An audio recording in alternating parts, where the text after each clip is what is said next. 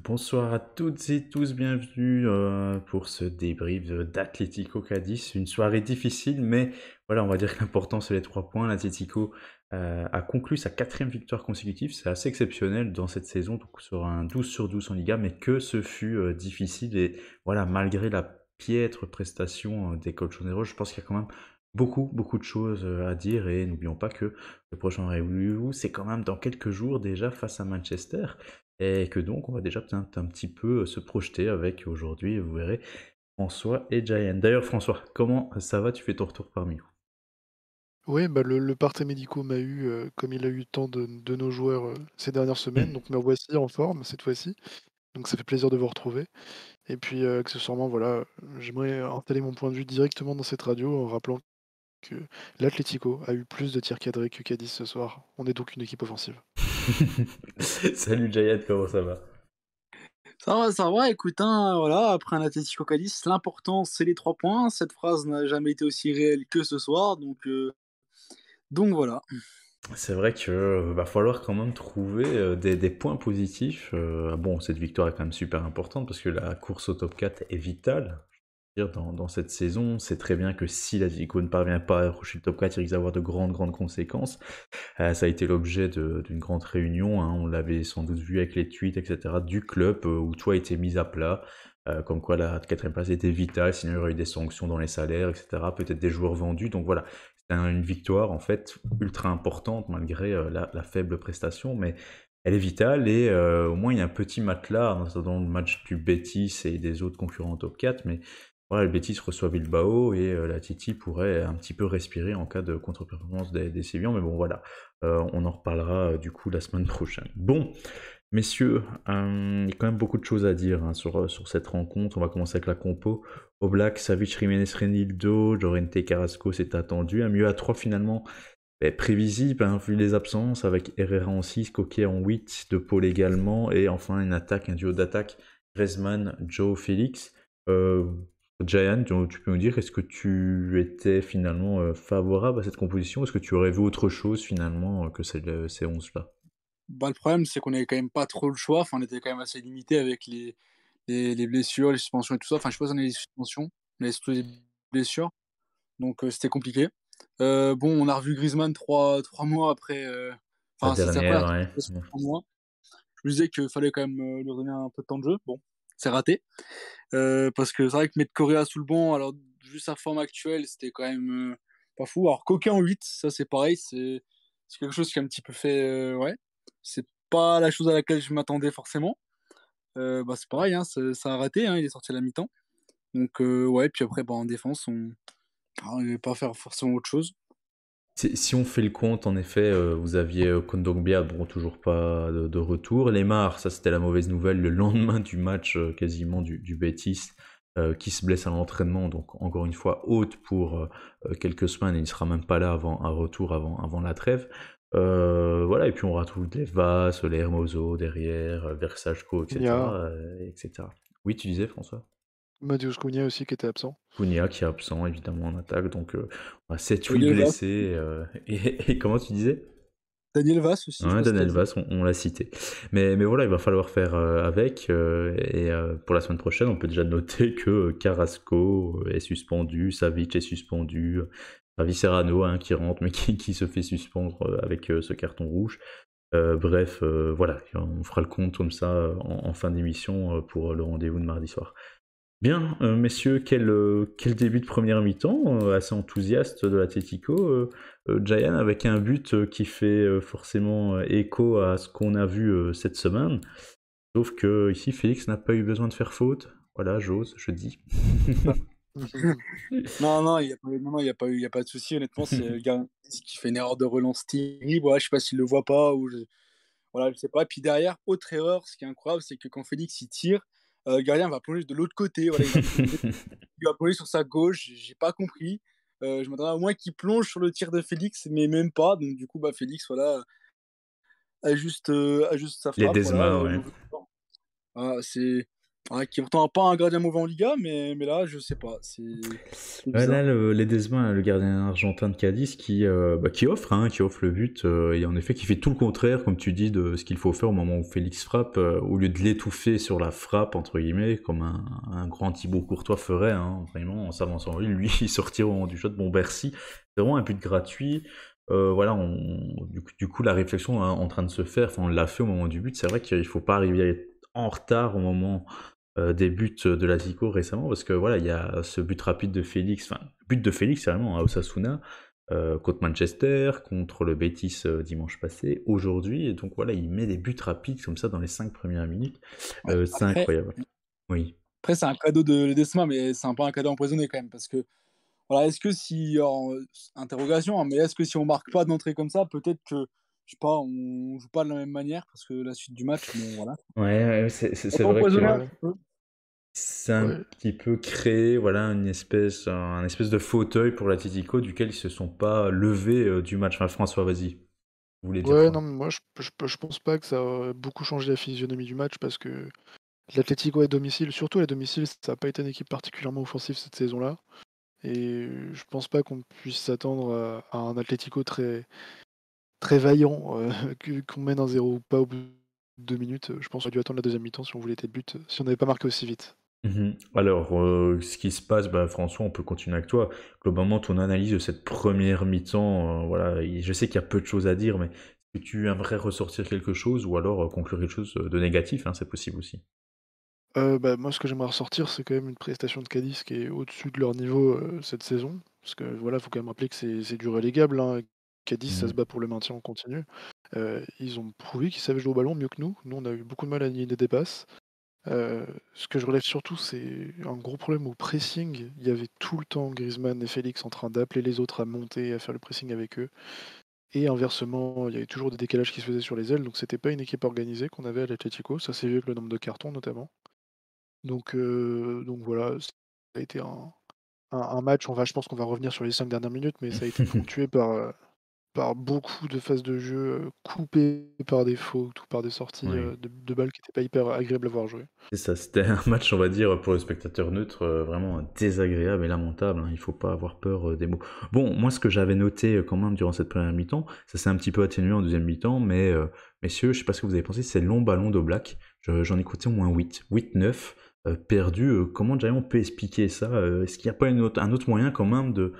Surtout à 1-0, pourquoi dégager sur Cadiz? Voilà, j'aimerais bien t'entendre là-dessus sur ces phases de Mais jeu-là. je sais pas, j'ai presque l'impression qu'on refusait le jeu, hein. À partir du moment où on a ouvert le sport, on refusait presque le jeu en mode genre, bon, bah, on essaye. Alors, on avait d'un côté ça, d'un côté une désorganisation vraiment du début à la fin. Enfin, j'ai même pas tout compris honnêtement, hein. Je sais pas, c'est quand même Bah, bizarre. Ouais. ouais, non, mais après en plus, enfin, on sait que Oblak c'est pas un grand joueur de pied, donc le forcer à dégager les ballons comme ça, enfin, on sait qu'on va la perdre la balle et en plus avec une défense à 3, tu peux te permettre, d'aller chercher la relance, Mhm. enfin, C'est ce qu'ils ont Cadiz fait là en effectivement deuxième pressait, mi-temps, hein, je l'ai mais noté, hein, je le dirais. ouais, La exactement, première exactement, relance tout à fait. courte, je vous dirais, à la 40e minute, enfin la relance courte d'Oblak dans le rectangle Atlético, quand a-t-elle eu lieu, je vous dirais, c'est assez étonnant. Ouais, Bon, ouais, non, mais tout à fait. quelques faits de match quand même pour aller sur ces faits vraiment marquants, parce que la première mi-temps est facile à débriefer, hein, tactiquement. Voilà, on a dit les phases de jeu qu'on a vues le plus, c'était celle-ci, donc où l'Atlético perdait relativement facilement le ballon.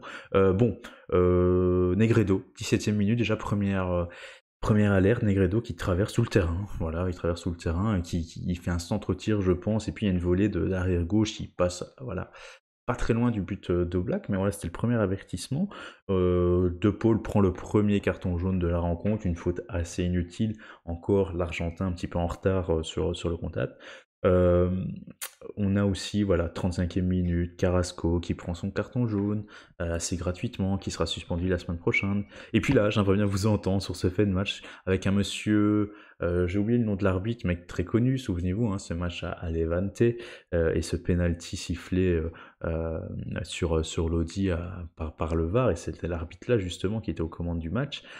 Gianna, et j'aimerais bien t'entendre sur cette 40e minute, ce tag de Renildo, d'abord sanctionné par une exclusion, et puis l'arbitre qui révise. Qu'est-ce que tu en as pensé? Bah, pour moi, honnêtement, j'ai pas compris parce qu'il sort le rouge. Pour moi, il y a rouge parce que même si, alors, si on regarde le contact, si on regarde le contact en lui-même, il lui fait pas si mal que ça parce que voilà, il prend qu'une partie du pied. Moi, je pensais qu'il avait vraiment découpé en deux à vitesse réelle. Donc le rouge à vitesse réelle se sort.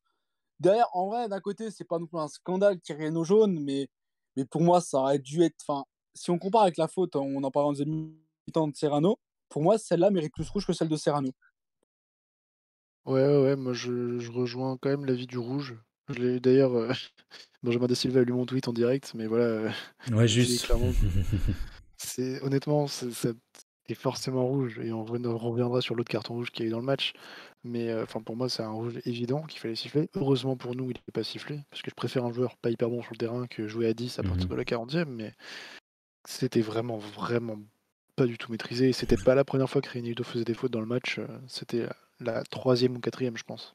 On nous le dit, hein, ORDM nous le dit, hein, tout logiquement, Renildo il accumule quand même les erreurs, on gagne derrière à chaque fois, donc il s'en sort bien, mais bon, c'est inquiétant, il a pas tort, c'est vrai que pour l'instant, les erreurs de Renildo ne se font pas remarquer, sauf celles quand même, un petit peu face à Manchester United, hein, cette passe en profondeur Fernandez Oui, où Renildo se manque un petit peu, bon, ça c'est peut-être l'erreur flagrante, mais c'est vrai, il n'a pas le droit de faire comme ça un tacle vraiment jaune-orange, rouge justifié, voilà, pour remettre Cadiz dans le match à la 40e minute, dans une zone du terrain où il n'était même pas dangereux.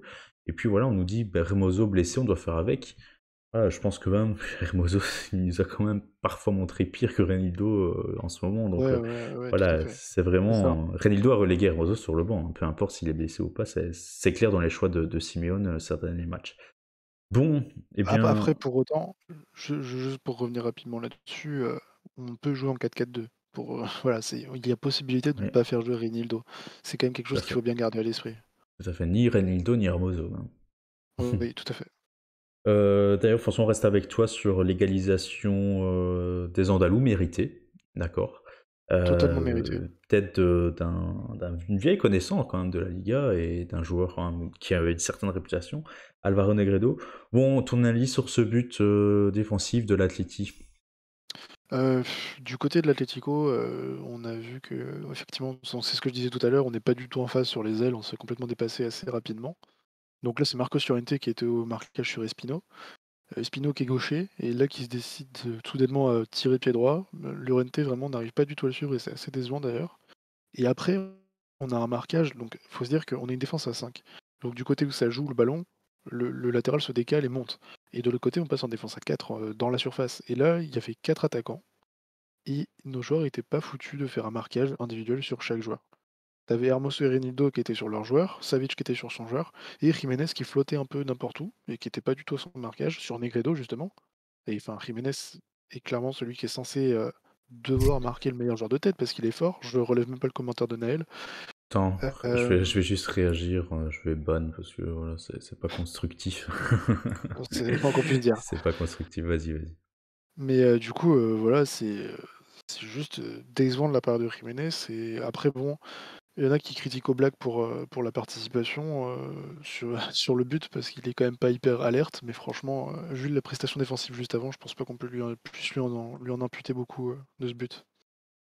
Et un but malheureusement qui fait retomber l'Atlético dans ses travers d'avant ces 4 matchs, hein, sincèrement, une défense aussi friable, un centre-tête, voilà, qui n'était pas enfin, difficile à défendre, mais voilà, face à une défense aussi fragile, bah, qui tombe, tout ça. Puis, Oui, puis oui, ces Pep. problèmes-là ces problèmes-là sont quand même récurrents. Enfin, ça fait, je veux dire, ces problèmes-là de marquage et de défense fiable, ça fait quand même des mois et des mois quand même qu'on traîne ça. Et ce serait quand même vraiment bien qu'on puisse quand même à un moment quand même y Mhm. résoudre, enfin le résoudre ce problème-là quand même, hein. Mais là, se pose le problème de la solidité, donc, et forcément d'un futur mercato pour cette défense. Je crois que cette défense commence à avoir 3 ans, hein, finalement. Certains défenseurs qui composent vraiment l'arrière, enfin, la ligne arrière, va bientôt arriver 3 ans au club. Donc Felipe, tout ça, Hermoso, hein, d'accord, Jiménez, évidemment Savic, encore plus longtemps. Mais voilà, est-ce que Jiménez est encore fiable vu que voilà, son corps quand même lâche à tout moment, on a encore eu peur aujourd'hui, finalement il est sorti, est-ce qu'il est blessé ou pas, on verra bien, on le saura. On attend le parti médical. Voilà, vous savez, il faut s'attendre à tout de toute façon avec ce Il club, arrive. avec ce club au niveau des blessures récemment, mais voilà, je pense qu'il y a quand même une grande réflexion à avoir sur les défenseurs, et je pense que c'est quand même le secteur où il faut le plus recruter. De toute façon, on l'avait déjà dit l'année passée, tout à fait. Bon, justement, on nous parles de milieu de terrain et de Coquet, ça allait être ma prochaine question, ma prochaine forcément analyse sur les changements de la mi-temps, parce que Jayan ou François, comme vous voulez, c'est Coquet qui est remplacé par Lodi. Bon, on retrouve un Carrasco du coup piston droit. Oui, c'est ça, un Carrasco piston droit. Lodi qui reprend sa nouvelle place, hein, son nouveau poste, piston gauche, ailier gauche, comme vous voulez. Et Llorente qui est remis dans le milieu à la place de Coquet. Bon, François, c'est un changement logique, ça. Coquet qui sort. Alors la sortie de Coquet, c'est un changement on ne peut plus logique. Je pense qu'il n'y a pas une seule personne sensée qui était capable de demander à ce que Coquet reste sur le terrain. C'était vraiment nécessaire parce qu'il a fait un match qui était pas du tout au niveau. Pressing pas bon, relance pas bonne. Enfin, même avec les autres, techniquement, il était pas du tout au rendez-vous. Llorente, il n'arrivait pas à le trouver. Mhm. Donc ouais, c'était archi nécessaire. Après, l'entrée de Lodi, en soi, c'est cohérent. Mais le fait de passer Carrasco à droite, etc., c'était un peu vaseux. Moi, j'ai pas été hyper convaincu. Non, mais j'ai vraiment pas été hyper convaincu. Je savais qu'il y aurait du bricolage sur ce match-là, vu les remplaçants qu'on avait. Mais c'était franchement pas à la hauteur de ce qui était demandé. J'aurais préféré voir un Javi Serrano directement, moi. Et il a, allez, ah non, on nous dit que Coquet revient de blessure, donc on lui pardonne à 1 millième de %, mais il était Ouais, tellement ouais, oxygèné.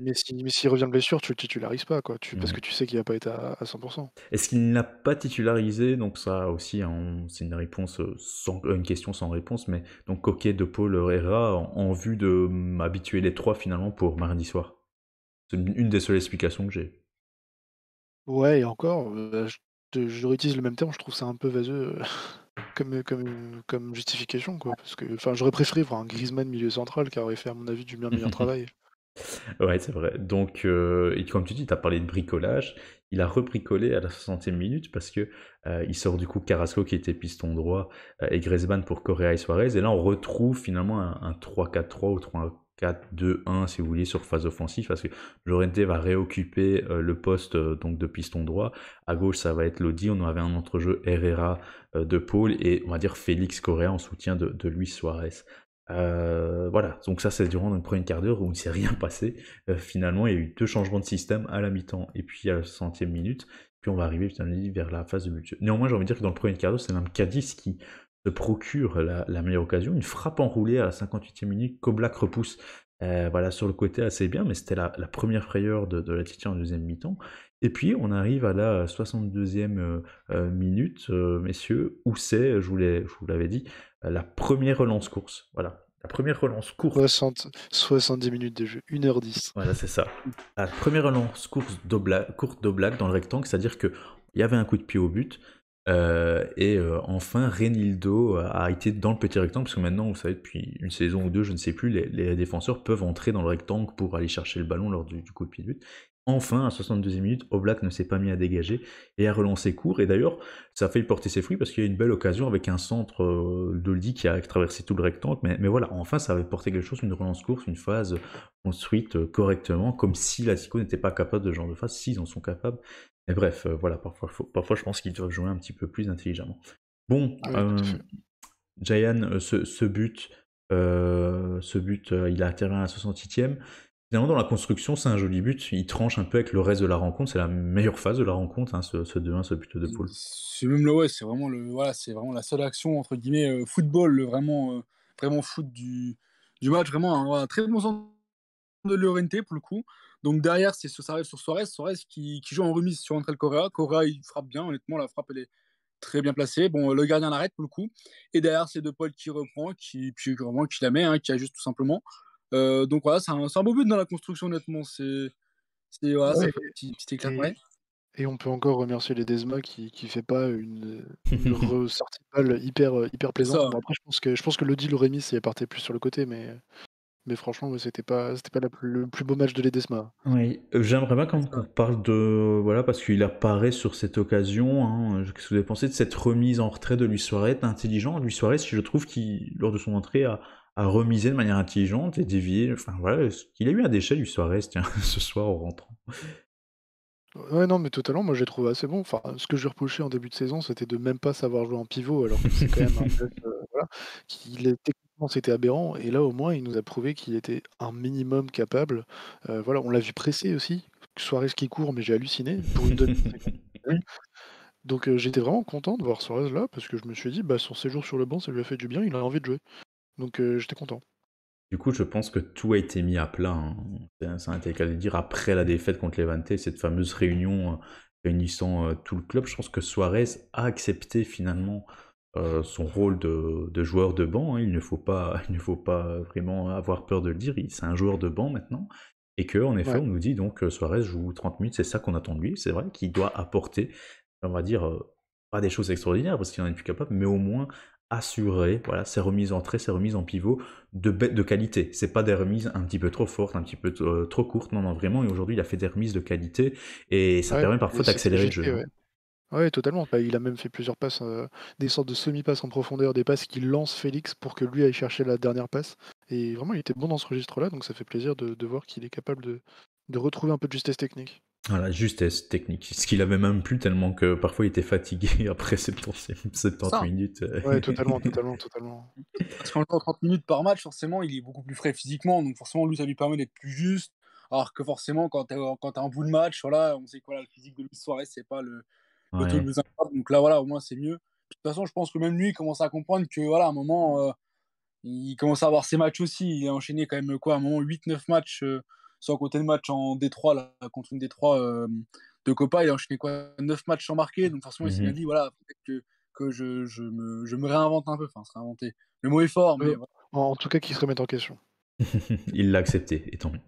Ouais. Oui, et même petite parenthèse, hein, forcément, rien à voir, mais quand on le compare avec un attaquant du même âge de l'autre club de Madrid, voilà. C'est un petit peu dommage que voilà, Suarez n'ait pas au moins la moitié du talent de Benzema aujourd'hui, qui ont pourtant le même âge, mais voilà, c'est incroyable. Ouais, exactement, et La c'est comparaison est flagrante, quoi. Enfin, bah, c'est là que tu vois la différence entre, c'est presque un peu cliché de dire ça, mais c'est là que tu vois la différence, de maintien de la forme physique entre un Sud-Américain et un Européen. ouais, ouais, tout à fait.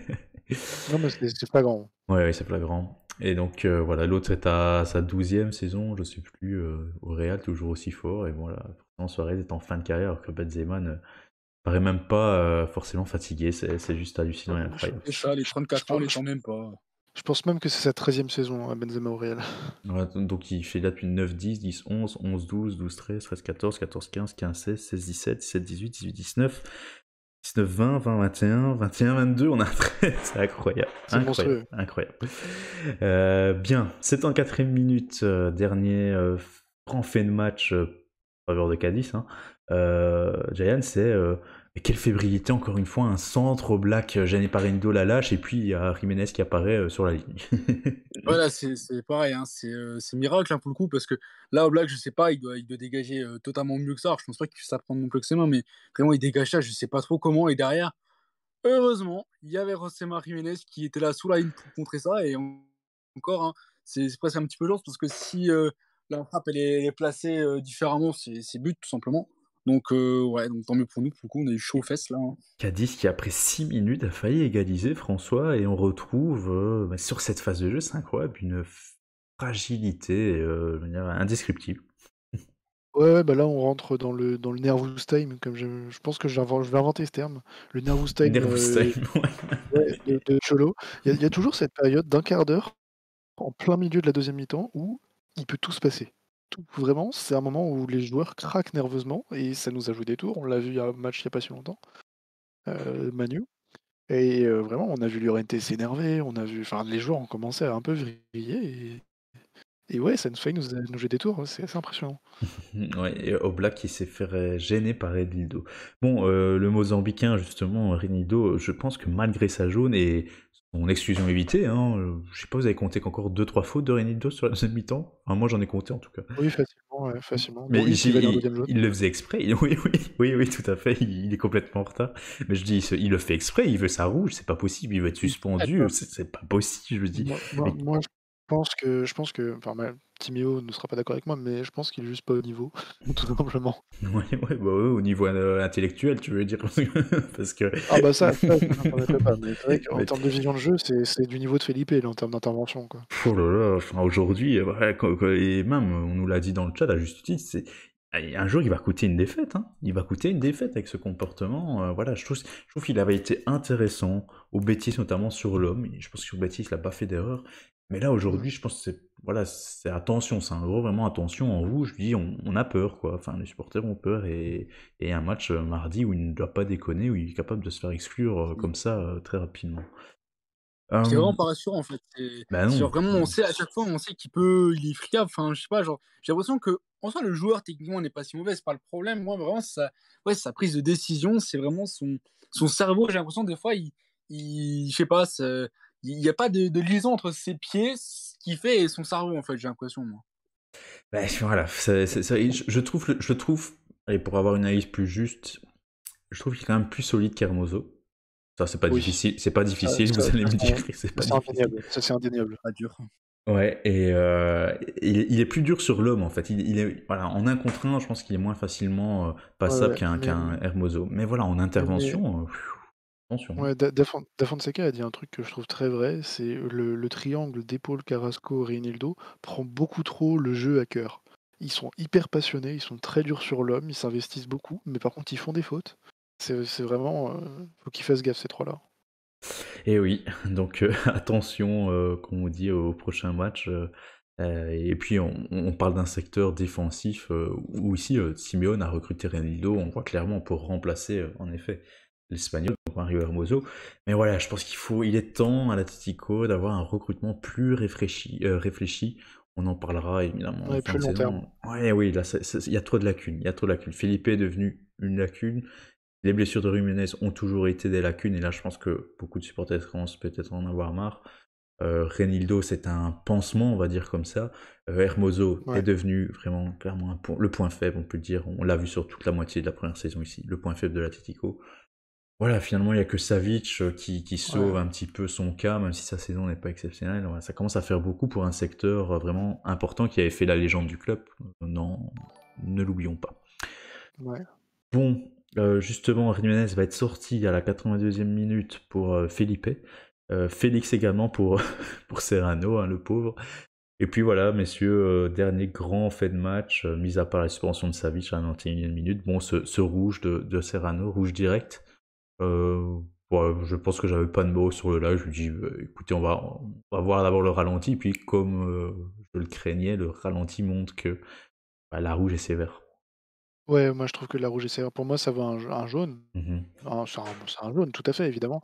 Mais un rouge, enfin franchement, il le touche du tibia, pas de crampon, un seul pied, l'autre est au sol, par devant. Franchement, je trouve ça très très dur. Et je trouve que l'arbitre, de toute façon, depuis la deuxième faute de Reinildo qui méritait un jaune, a un peu perdu les pédales, les pédales et perdu le match. On l'a vu d'ailleurs avec les jaunes et les rouges distribués Mhm. n'importe comment au staff.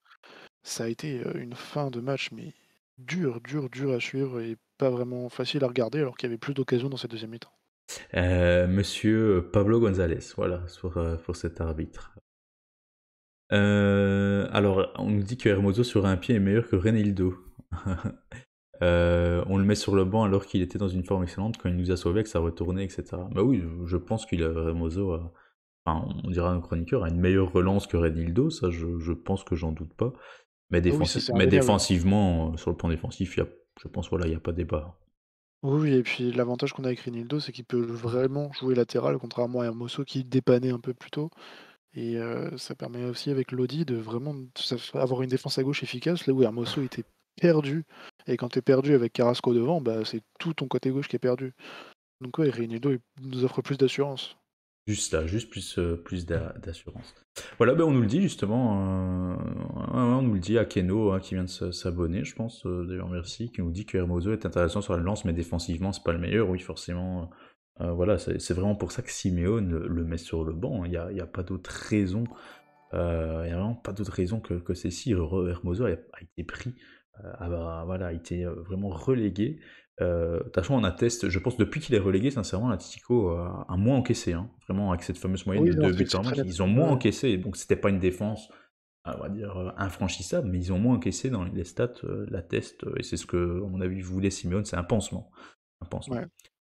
Est-ce que Daniel Vaz sera là mardi parce que Versachko absent, ça fait peur le côté droit? Non, il n'y a ni Daniel Vaz ni Versachko. Voilà, il va falloir bricoler, ça sera Marco Llorente sans doute piston droit dans le système. On n'a pas le Euh, choix. tu disais? On n'a pas le choix, on n'aura pas le choix en Ah, il toute n'y a façon. pas le choix. Même La si, compo, on vous la dira en fin d'émission, mais elle est déjà connue. Le 11 de base, pour moi, est connu puis même à si Daniel l'avance. Vaz était disponible ou Versalco était disponible, on n'allait pas les mettre là comme ça, pouf, dans le grand bain, alors que Mhm. encore Versalco peut-être, mais Daniel Vaz, bon, il n'a pas joué depuis, il a joué qu'un match avec nous avant de se blesser. On n'allait pas leur mettre comme ça là, pouf, dans le match en Ligue des Champions. Bien, on reparlera en fin d'émission vite fait quelques minutes sur ce match de mardi soir. Bien, le top, le flop, le débrief vient de se clôturer. Pas facile comme exercice, on ne s'est même pas concerté, on devra tous les trois vraiment se mouiller, je pense. Allez, Giant, on commence avec toi, le top du match. Ouais, c'est compliqué parce que là, Oui, c'est j'aurais compliqué. plus. On va pas commencer par un flop, ça reste une C'est victoire. compliqué de regarder parce que. Ouais, parce que. Non, bah, le top, en vrai, bah, c'est presque envie de vous dire ouais, le deuxième but, tout simplement, parce que c'est vraiment le seul moment où, justement, comme je dis, c'est un moment de football parmi un match très, très compliqué. Vraiment, le deuxième but, voilà, c'est parce que, individuellement, c'est compliqué pour moi de récompenser quelqu'un sur tout le match, honnêtement, même s'il n'y a pas que des mauvaises choses non plus, enfin, pas beaucoup, mais vraiment, le deuxième but est incroyable parce que, voilà, Luis Suarez, la remise, vraiment le bon centre de Llorente, qui pourtant, Llorente, je l'ai trouvé pas très précis aujourd'hui, honnêtement. Mais pour le coup, là, il fait un bon centre. Llorente, Luis Suarez, vraiment en remise sur entrée de Correa. La frappe est très belle aussi, voilà. La rentrée de Correa a fait un petit peu de bien aussi parce que Griezmann, on l'a pas trop vu du tout. Enfin bref. Et ouais, dans le deuxième but, voilà, c'est le but qui. Voilà, puis bon, de Paul Lamé derrière, voilà, c'est le seul top que j'ai à trouver, La honnêtement. phase du but, c'est vrai que je l'ai un peu... Hazard me plaît beaucoup, Mhm. disons. Balistiquement, elle est intéressante. On l'a dit dans le débrief, hein, c'est vrai, on a dit que finalement c'est une face bien construite, un 1-2, enfin un décalage sur le RNT, piston droit, et la façon dont il attaque le ballon, l'espace, le 1-2 avec horaire bien exécuté, la remise en retrait, enfin c'est vrai que c'est le top du match, c'est l'action là, donc c'est pour ça que il valait mieux peut-être choisir une phase collective comme celle-là qu'un joueur individuel. Vas-y François, si t'en as. Ouais, non, c'est intelligent de la part de Giants, c'est un beau move, de sa part. Non, moi, j'ai quand même un top qui se dégage un peu plus, des autres, je trouve. C'est, Jiménez qui nous sauve 2 fois, par 2 fois. Une Mhm. fois sur sa ligne quand Oblak était complètement dépassé, voilà, le compte, ne peut aller se remballer, on a trouvé notre deuxième gardien et le deuxième sauvetage qu'il fait, d'ailleurs où il se blesse, voilà, il plonge mais magnifiquement pour aller enlever la balle. Franchement, Jiménez, voilà, c'est pas un joueur, qui est toujours, parfaitement sécurisant, mais là, pour ce match-là, moi, je l'ai trouvé très performant, même dans ses relances, il était propre, il orientait bien le jeu, plusieurs fois, au lieu de faire la passe vers Oblak, il l'a fait vers Savic ou vers Reinildo, il Mhm. a apporté un peu d'ambition. Donc moi, j'ai bien aimé le match de Jiménez malgré sa blessure. Voilà, donc il me reste un top à dire. Bon, bah, allez, le top, c'est quand même une belle opération, quatrième victoire consécutive. Ça, je pense que c'est top. Oui. C'est top parce que voilà, c'est vrai que la victoire n'est pas belle en soi, mais l'enchaînement de 4 victoires consécutives dans une saison vraiment comme ça, difficile avec l'objectif vital d'être au moins dans les 4 premiers, il fallait un 4 sur 4, enfin un 12 sur 12 à un moment donné de la saison, et je pense que peut-être ça sera décisif si tout se passe bien d'ici là. Mais voilà, je pense que ça, c'est vraiment le point important de la soirée, c'est cette quatrième victoire consécutive. Après, donc, des matchs au Betis la semaine passée, qui était déjà une super opération. Mais voilà, ici, on confirme cette opération avec cette victoire, et ça, c'est top au point de vue du classement. Après, au niveau individuel, voilà, j'ai même pas envie aussi de ressortir quelqu'un. Peut-être, voilà, l'entrée en jeu de Suarez, je trouve qu'elle est la plus Ouais. propre. La plus propre du match, c'est celle de Suarez. Il y a aussi le commentaire de Wardem qui dit: «Top, l'enchaînement des buts pour Félix» et Mhm. c'est vrai qu'il est dans une forme en 2022 qui fait vraiment plaisir à voir. Ça nous donne envie de de continuer à suivre Mhm. l'Atlético, quoi. Ce soir, Félix, si on peut parler de lui, hein, tant qu'on y est, Félix, c'est vrai que, un peu comme l'équipe, je trouve qu'il a tenté, mais pas réussi grand-chose, hein. Mais Ouais, à un ouais, moment. Ouais, vas-y. ouais, j'ai envie de dire, il a tenté, il a essayé, il a pas beaucoup été suivi, surtout sur son côté gauche où franchement on peut pas dire que c'était hyper performant. Mais par contre, contrairement à Griezmann, il a tenté, il a décroché, il a joué plus intelligemment, quand il avait Correa et Suarez devant. C'est pas le match de l'année, il a raté des passes, voilà, mais en tout cas, moi je trouve qu'il a tenté et ça, c'est positif. Ouais, ce que je veux dire aussi, genre, il y a un moment, j'ai une action en tête, vraiment, il monte, mais il est vraiment tout seul. Genre, il y a 4 joueurs de Cadiz qui sont sur lui, et il essaye de s'en sortir, mais bon, il peut pas. Mais il y a personne qui monte. À un moment, genre, tout le monde restait là. Je crois qu'on était à 1-0, je crois, à ce moment-là, si je dis pas de bêtises. Non, c'était. Et par contre, il y a aussi un truc que j'aimerais bien dont on parle concernant Félix, c'est que pour une fois, j'ai envie de dire, il reste au moment des changements des attaquants, il reste sur le terrain. Donc allez, c'est Griezmann en effet qui a laissé sa place pour Correa. Et j'ai envie de dire que ça met Félix dans une position de super titulaire en attaque et de numéro 1 incontestable. Vous pensez Est-ce que pas? mérité? Est-ce que Oui, totalement oui, mérité? oui. Et Et ce qui maintenant, était demandé d'ailleurs depuis mhm. longtemps. Donc Donc, ouais, non, c'est donc en fait, Félix, vas-y, vas-y. sauf blessure, j'ai envie de dire, voilà, c'est celui qui va jouer le plus de minutes en attaque cette saison. Maintenant, la concurrence entre Correa et Griezmann, en fait, il y a même plus de débat. Et voilà, Félix met ses buts, continue à marquer. Et voilà, puis il y a un grand match qui l'attend mardi où il devra forcément montrer tout son talent. Donc Félix est avec un vrai neuf à ses côtés, là on pourra exploiter son plein potentiel. Mais voilà, c'est vrai que Félix met les buts comme un numéro 9 hein, pour le Ouais, moment. on l'a vu sur son dernier match. Au Betis, ouais, ouais, vraiment comme un numéro 9. Et voilà, il est peut-être dans la meilleure forme statistique depuis qu'il est à l'Atlético. D'ailleurs, je pense qu'il a mis son 6e but aujourd'hui en Liga. Cette dernière saison, c'est 6 et 7 buts en Liga. Donc voilà, il est sur le point enfin de battre son record pour cette 3e saison. Bien. Beaucoup de blessés, oui, ça, c'est un flop. Donc on peut passer au flop. Jayan, on revient vers toi. On tire son ambulance. Ah, Coquet. Coquet. Enfin, voilà, c'est moi, voilà, c'était quand il a commencé à être blessé et qu'il était plus dans le 11. Bizarrement, alors, il n'y avait pas que ça, mais bizarrement, on a commencé à mieux jouer. Je commence avec le match contre United, par exemple. On a eu une bonne dynamique, je trouve. Ces derniers matchs, on n'était pas trop mauvais. Enfin, je veux dire, on voyait d'autres choses quand même qui étaient plus positives. Et il est revenu aujourd'hui et on voit que ça n'a pas été. Alors là, il n'est pas en 6, mais en 8 plus. Mais ça n'a rien changé du tout. C'était une catastrophe, hein. Le nombre de pertes de balles à chaque fois qu'il y avait la balle, c'était hallucinant. Alors j'ai la stat, c'est Simon Plavu, il a tué que 24 ballons, pardon. On l'a presque pas vu, honnêtement. À chaque fois qu'on l'a vu, c'était pour perdre des duels, rater des passes, mais même simples, rater des longues passes. Il y avait rien qui allait. Non, je sais pas. Il est resté 45 minutes, il est sorti parce que, voilà, il n'aurait pas pu rester sous le terrain. Mais là, peu importe qui on faisait rentrer, ça pouvait pas être pire. Donc c'est dommage, quoi. J'ai vraiment peur qu'il nous fasse une Saul Niguez, vraiment. Et ça fait la peine parce que, voilà. Ouais, un coquet, ça va être compliqué parce que de faire 100, j'ai envie de dire, vu les disponibilités actuelles au milieu de terrain, Ah, c'est un- j'ai bien l'impression que les trois que vous avez eus ce soir, dont Coquet, forcément, avec De Paul Herrera, sera le milieu de terrain de mardi soir. Je ne vois pas d'autre solution. Ouais, Travis total. Sano. Ça vaudrait le coup de changer l'animation, surtout contre Manchester United qui joue avec un Fred très bas et un Pogba et Fernandes assez haut. Ce serait enfin Pogba, s'il est titulaire, mais ce serait intéressant de voir une sorte de double pivot avec Herrera et Coquet en 2-6 et d'épaule devant, un peu là, une sorte de 10 reculé. Ce serait intéressant à voir. Je pense qu'il y aurait quelque chose à faire. À moins d'un retour voilà, inédit et insoupçonné de Kondogbia, parce que je sais pas, il y a rien qui indique que si Kondogbia sera de retour, on dit oui, il va forcer, mais ça sert à quoi de forcer si vous n'êtes pas 100% remis d'une blessure. Donc oui, une arrivée de Kondogbia, en effet, un retour de Kondogbia réglerait tout de suite le problème de Coquet, parce que je pense que Coquet serait mis peut-être sur le banc, mais voilà, pas facile le cas Coquet avec un tel statut, une telle importance dans l'histoire du club, un brassard de capitaine. Donc non, on nous dit qu'Kondogbia est suspendu. Non, non, non, il est juste Ouais. blessé. Il est blessé, c'est Carrasco qui est suspendu pour le match de Manchester. Mais voilà, donc ça va être compliqué avec ou sans Coquet. Je pense qu'il faudra faire avec. Mais c'est vrai que tout le monde l'a signalé, hein, Coquet, c'est dingue. Tout le monde l'a signé, tout le monde a vu sa première mi-temps. C'est pas le plus catastrophique parce que je pense que tout le monde a vu que le club et l'équipe étaient vraiment à côté de ses pompes ce soir. Mais c'est vrai que voilà, sa lenteur est quand même flagrante aux yeux de tout le monde. Lemar est blessé aussi, oui, on nous le demande. Lemar est blessé.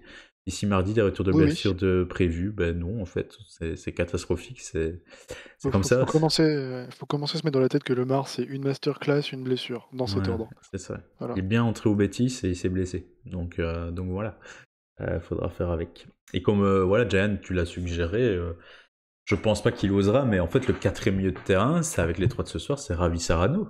C'est Ravi Sarano et il n'y en a pas d'autres. Si, c'est Marcos Llorente si vous voulez, mais Versachko est pas là. Carrasco est suspendu pour le piston droit s'il devait être là. Donc Marcos Llorente jouera piston droit, mais voilà, on reviendra sur la compo de mardi très rapidement Ah en oui. fin d'émission. Oui. Je te rappelle qu'il y a 2 ans, jour pour jour, Marco Llorente marquait un doublé, alors que 15 jours avant, voilà, c'était pas le truc le plus comment? Le plus crédible. Donc pourquoi pas une nouvelle surprise, hein. Écoute, je peux rêver, hein. C'est vrai que on est le 11 mars, j'avais oublié. Bien vu. 2 Moi, ans. je rêve d'un Antoine Griezmann milieu central. Ouais, parce qu'on sait qu'Antoine Griezmann, pour aller dans ton sens, sait défendre. Oui. Non, mais totalement. Et puis, enfin, si je peux me permettre de rebondir sur mon flop, qui est Antoine Griezmann. Vas-y. euh, Voilà, on a bien vu qu'en attaque, enfin, honnêtement, je suis très surpris d'ailleurs de voir ça, mais il avait pas les jambes. Il avait pas les jambes pour jouer en attaque, faire le pressing, revenir, redescendre, chercher des ballons. Autant le mettre milieu central, qu'il ait plus de temps pour poser son jeu et qu'il serve à quelque chose. Donc ouais, ce serait peut-être Ah, quelque chose d'intéressant à voir, hein. c'est vrai que si tu mets un Antoine Griezmann comme ça, plus en retrait sur le terrain, tu peux te permettre de mettre Correa, Félix devant et combiner comme ça aussi à plus. Exactement. Parce qu'en fait, non, en fait, voilà, pour aller dans ton sens, tu me le confirmes, c'est Griezmann qui prendra la place de Lemar. Oui, exactement, tout à Bon, fait, c'est voilà. ça. Et puis comme ça, en plus, ça nous permet de passer de Paul à droite, où on sait qu'il est bien meilleur. Donc moi, je trouve que ça réglerait pas mal de problèmes. Après, je sais que Simonet le fera jamais. Mais bon, voilà. En tout cas, si quelqu'un de l'Atlético nous écoute ce soir, le message est passé. C'est vrai, c'est vrai qu'un milieu à 3 comme ça, Herrera, Griezmann, De Paul, c'est vrai, on a déjà vu Félix jouer comme ça hein, aussi, hein, dans un milieu en retrait, mais voilà, Ouais, ouais. pourquoi pas, c'est des suggestions, Oui, voilà. d'autant que Lemar est considéré parmi les attaquants et qu'il est toujours à ce Mhm, poste-là. Donc, mhm. voilà, après, Voilà. moi, je dis ça, je dis rien. Bien, bien, bien, bien, bien. Donc le flop, qu'est-ce que je vais mettre en flop? Donc on a eu Griezmann, on a eu Coquet. Oui, je pense que je l'ai lu aussi très vite en diagonale et on l'avait mentionné durant le débrief. C'est la relance peut-être. Cette fameuse obsession à malgré l'ouverture du score et que l'Atlético pourrait avoir le mal en main. Et rendre les ballons à Cadiz, comment? En dégageant systématiquement, on l'a noté, 62e minute, première relance courte dans le rectangle de Yann Oblak. Mis à part ça, c'était que des longs ballons, qui ont très peu été gagnés. Je pense qu'il y en a peut-être eu un seul sur les dizaines qu'on a vus. Mais voilà, ces relances courtes sont fatigantes, vraiment fatigantes. Là où la City a le ballon, ou pourrait le poser plus facilement, ben on prend aucun risque, on préfère dégager, quitte à le perdre. De toute façon, c'est un 0. Voilà un petit peu la façon dont ils ont pensé ce soir. On dit un des dégagements littéralement sur personne, sincèrement, oui, parce qu'il y en a un qui a fonctionné la semaine passée. Bon, c'est une fois sur combien? Qui a ouvert le score d'ailleurs au Betis, dégagement sur Valsachko, duel gagné, bourre de Victor Ruiz et puis le but derrière. C'est vrai que ça marche de temps en temps, mais voilà, c'est systématiquement perdu. Et je pense qu'il y a quand même des joueurs de qualité à l'Atlético pour au moins relancer une fois sur deux proprement. Bon, on l'a pas vu ce soir beaucoup de fois. Voilà, c'est ça, c'était mon flop du match. Ouais. Bien, bien, bien pour. Alors on nous dit salut Jiménez blessé ou pas, on attend, il est sorti à la 82e minute, juste après son sauvetage, donc 74e il fait son sauvetage sur la ligne, il fait semblant je sais pas d'être blessé, il rentre sur le terrain et 10 minutes après il sort. Donc à voir pour l'Uruguayen ce soir, et s'il sera là mardi soir, on attend le parté médico qui travaille beaucoup, forcément ces derniers jours. Bien, rapidement, très rapidement, ce match de mardi, messieurs, forcément, rendez-vous. Voilà, on va dire que la victoire aujourd'hui rassure un petit peu la place du top 4 en Liga. Du coup, on peut un petit peu regarder pour mardi soir. Rappelons que les Mancuniens jouent, eux, demain un match aussi ultra important dans leur championnat à 18h30. D'accord, donc l'Atlético aura quasiment 24 heures de repos en plus face à Tottenham. Ils reçoivent Tottenham à Old Trafford. Ce Même match, qui revient en forme. oui, Tottenham qui revient pas mal, hein, puisqu'ils ont gagné notamment à City récemment. Mais voilà, Manchester aussi, ils sont dans une lutte infernale au top 4. Ils sont pas favoris, loin de là, ils sont même en retard par rapport à Arsenal. Ce match de mardi, messieurs, vos impressions? Bon, d'abord la compo.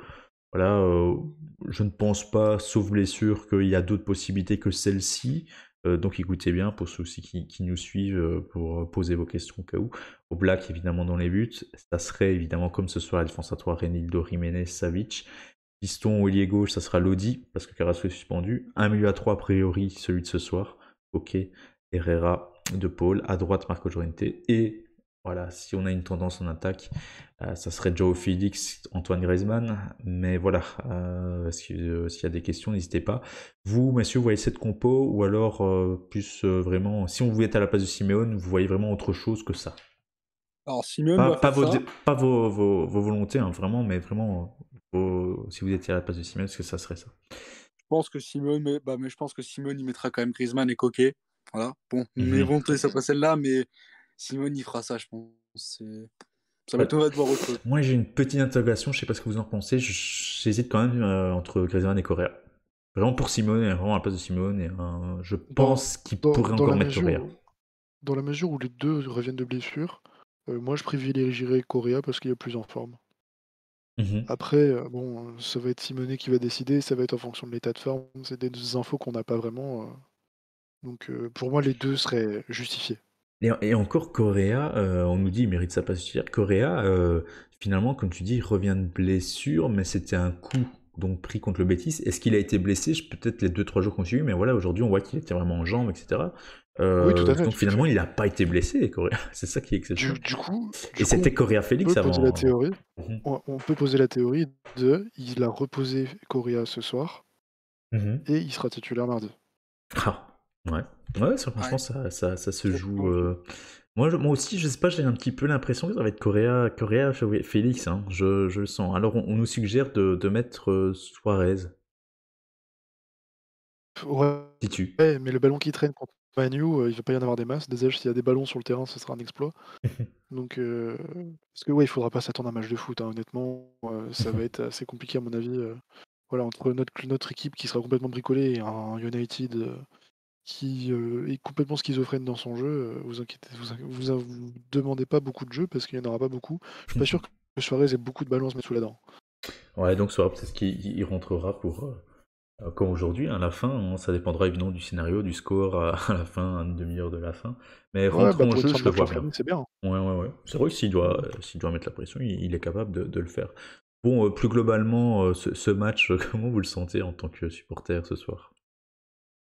En oubliant un petit peu ce qui s'est passé ce soir, je pense qu'il faut faire abstraction de la prestation de ce soir, hein. Sinon, évidemment que ça va être pessimiste, mais comment vous le sentez globalement dans 4 jours? On peut le faire, hein. Même si on a une équipe remaniée, on peut le faire, hein. Ouais, Je et dis puis, pas qu'on va le faire, mais on peut le faire. ouais, et puis au-delà de ça, on a pas mal de réussites en ce moment. Il faut se rappeler que la saison dernière, on a gagné la Liga parce qu'on avait aussi beaucoup de réussites. Donc je pense qu'il faut rester sur cette vague-là de confiance et continuer là-dessus. Je pense qu'on a moyen de gagner, ouais. Surtout que Manu est franchement pas dans la confiance. C'est vrai que Tu vois, Manu... Oui, là, vas-y, Jenny. typiquement, le 1-1, vraiment, on ne refait pas le match en soi, parce que, voilà, il y a deux poteaux. Il y en a un, parce que le deuxième poteau de Griezmann est hors jeu, enfin, je pense, mais il y a un 1, mais on aurait plus mérité 2-0 que 1-1 en termes de, de jeu. Donc, honnêtement, on peut réitérer ça. Ok, il n'y aura pas Kondogbia et tout ça, mais on peut réitérer Anfield, oula, à Old Trafford un match comme ça. Oups. Et Lapsus, ouais. attention Kondogbia, hein, donc à voir. Bon, il a dit qu'il forcerait et que voilà, peut-être en dernière minute il serait là. C'est vrai que ça réglerait pas mal de soucis, surtout qu'il est devenu, on l'a dit, indispensable. Donc on a dit, après avoir vu le néant proposé par Manchester United, je suis confiant, mais j'ai peur de l'état d'esprit que l'on va avoir. Tiens, oui, ça c'est vrai que c'est un bel aspect, je pense, à exploiter. L'état d'esprit, messieurs, dans lequel Simeone va se plonger pour ce match. Allez, sincèrement, à sa place, il faut pas avoir peur de ces Manchester-là. Il faut quand même être, on va dire, audacieux et tenter des choses. Il faut pas quand même aller avec une sécurité à Old Trafford. Toutes les équipes jouent bien à Old Trafford. David, est-ce que tu crois à ce que tu viens de dire? Ouais, oui, je Après pense 10 qu'il a ans de compris. Simeone. Je pense qu'il a compris. Après 10 ans de Simeone, tu penses qu'il a compris? Moi, Ouais, je pense qu'on va avoir une première mi-temps. On va avoir une première mi-temps, mais terne. Et une deuxième mi-temps où là, ça va s'enflammer. Mais vraiment, je suis pas convaincu du tout, moi. bah, Pareil, hein. pourtant, ça serait, allez, ça serait, je pense, audacieux. Pour ceux qui ont déjà vu un petit peu Manchester, je sais pas, mais moi, même quand j'ai vu des Manchester Wolverhampton ou des Manchester Southampton, même des extraits de match, t'as l'impression que, voilà, c'est un peu comme l'Atlético aujourd'hui, Cadiz, avec le ballon, t'as l'impression qu'il pouvait marquer, ben en fait, toute l'équipe à Manchester est capable de marquer. Et je pense que l'Atlético, même techniquement, je dis bien, c'est pas l'Atlético de ce soir, mais si on voit l'Atlético du match aller, ils étaient même supérieurs, je veux dire, à certains joueurs de Manchester United. Voilà, et ça, Là, je pense qu'il y a quand même quelque chose à exploiter. C'est pour ça que je regrette vraiment l'absence de Lemar, avec qui, je pense, on aurait eu quand même quelque chose à jouer dans le milieu de terrain. Il aurait pu s'infiltrer, etc. Et vraiment faire mal avec des Joe Félix, des combinaisons de Joe Félix, Lemar, même Lodi, je pense qu'il est dans un registre qui peut être intéressant. Parce que voilà, à Manchester, c'est un petit peu naïf. On pensait sincèrement qu'avec Rangnick, ils allaient mettre un pressing qui est étouffant, etc. Mais rien n'y fait. Ils n'arrivent pas à presser. Donc voilà, je trouve qu'il y a des failles à exploiter, mais ça serait tellement triste, tellement triste de vraiment avoir le néant offensivement, alors qu'à Old Trafford, toutes les équipes marquent quasiment et arrivent à faire, à proposer au moins quelque chose. Voilà, on parle de Félix, messieurs. Félix, forcément, tous les yeux seront rivés vers lui.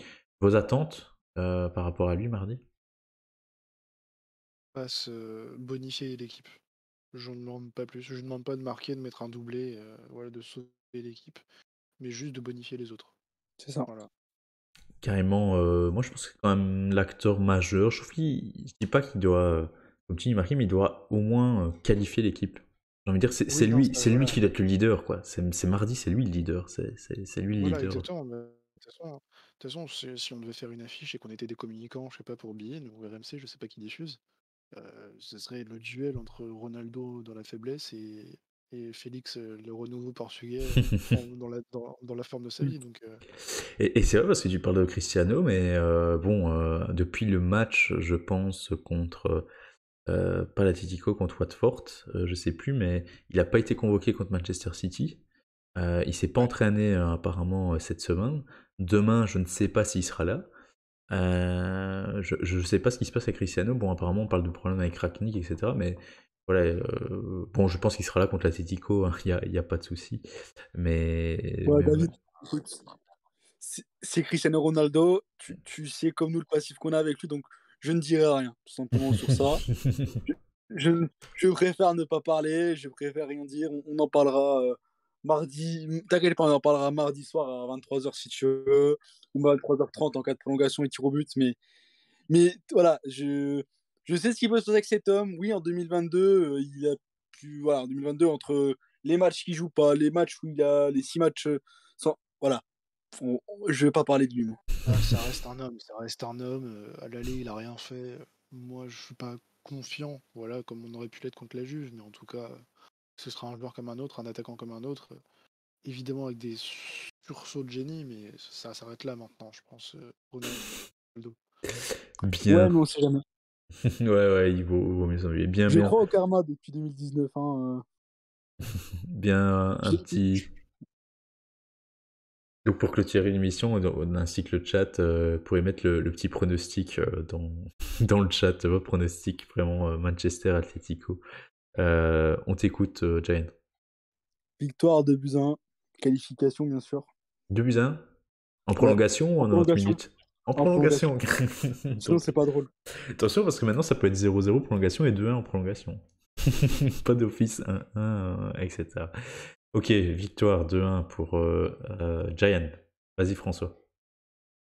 Moi, je dis 0-0 à la mi-temps, nul mi-temps, donc parier dessus, et 1-0 pour Atletico au bout des 82 minutes. Oh, un Manchester qui ne marque pas. Ouais, oui, oui, oui. Un Manchester qui Franchement, prend ouais. qu'un but. On nous dit 2-0 pour l'Atlético, 1-0 pour l'Atlético, 1-1, 1-1. Ah ouais, le 1. Moi je vais dire 1 aussi. Je vais dire 1 aussi, je le sens pas, je sens le 1-1. Voilà, un Oui, mais match. mouille-toi. Mouille-toi, qui va se qualifier? Je sais pas, Allez, franchement. David. Je sais pas, sincèrement, je sais pas. J'en ai Allez, il n'y a pas aucune idée. Juan, vas-y, tu peux y aller. Moi je vais dire l'Atlético, parce que Ouais. je vais dire l'Atlético quand même. Je vais dire l'Atlético qui va se qualifier. Je sais pas de quelle manière, mais je trouve que ouais, il y aurait 4 Anglais en quart de finale, avec un quatrième cup anglais qui ne le mérite pas forcément, qui n'a pas le niveau des quarts de finale. Je veux dire, l'Atlético, est-ce qu'il a le niveau des quarts de finale? Ça dépend contre qui il tombe. Il Mais a pas le niveau d'écart, mais il a le niveau des huitièmes, donc ils ont intérêt à se qualifier. c'est ça,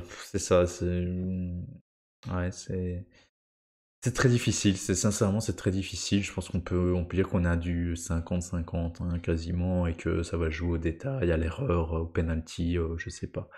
Ouais. Mais voilà. Mais j'ai pas envie que l'Atlético aille au penalty non plus, hein. Ça, c'est hors Ouais, de question. Ça, c'est. Trop une certaine de mauvais souvenirs. Parce que Trop de mauvais mais je vais souvenirs. vous dire, même au penalty, ils perdent. Ils perdent au Ah oui, penalty. bah, L'Atlético perd au penalty par le surtout avec stress. Griezmann dans l'équipe. Et puis, non, j'ai même envie de dire que sur leur ligne, Derrea est plus en forme qu'Oblak. Ah, Déjà, Derrea est déjà, très en forme cette saison. déjà, et que je pense sincèrement, et ça c'est une réalité, que Manchester a de toute façon des meilleurs tireurs que l'Atlético. Voilà, même sur des frappes comme Oui, ça pures, Manchester a des meilleurs tireurs que l'Atlético. C'est clair et net. oui. N'allons pas comparer Felipe et Maguire, mais même en penalty, je pense qu'il y en a un qui est meilleur que l'autre. Exactement. Et non, mais on rigole, tu rigoles, mais Maguire est Je rigole, mais c'est vrai en un plus. Hein. super tireur de penalty. Il la met où il veut. On l'a vu à Oui, l'Euro, etc. Ah oui, et puis fort en plus. Ah ouais, non, en tireur de penalty, Manchester est meilleur que l'Atlético, il n'y a pas photo. Hein. Donc on peut déjà citer les 5 qui shotteraient pour Manchester, c'est Cristiano, Bruno Fernandes, Rashford, Maguire, certainement, donc les 4 là. Et un cinquième, je sais pas qui c'était, Pogba aussi, il peut tirer les penalty. Enfin voilà, ils sont super Pogba, tireurs. c'est les tirs aussi. Ouais, sur un exercice de 11 mètres, sincèrement, ils ont plus d'adresse et même plus de technique que les joueurs de l'Atlético. Sincèrement, même si l'Atlético vient tirer penalty, je veux même pas savoir les 5 parce qu'il y en a un qui va foirer dedans, c'est certain. Donc voilà, il faut se qualifier avant 120 minutes. Bien. Du coup, on va se quitter ici, messieurs, avec un peu plus d'une heure d'émission. Comme quoi, voilà, même sur une victoire, courte victoire, avec pas grand chose de proposer, ben, on arrive quand même à tenir avec cette équipe au moins une heure. C'est formidable. Merci à ceux qui nous ont suivis, vraiment super sympa d'être avec nous encore après minuit. De toute façon, prochain rendez-vous, vous le connaissez, c'est Manchester. On sera là, je pense, peu importe ce qu'il se passera, on sera là pour débriefer la rencontre décisive de mardi soir. Bon, merci à Jayan, merci François d'avoir été actif encore ce soir, et Pas de souci, un bonne nuit. plaisir. Voilà, Un plaisir. plaisir pareil, plaisir partagé, et une bonne nuit à tous. Hein. D'accord, au revoir, à mardi. Salut à tous.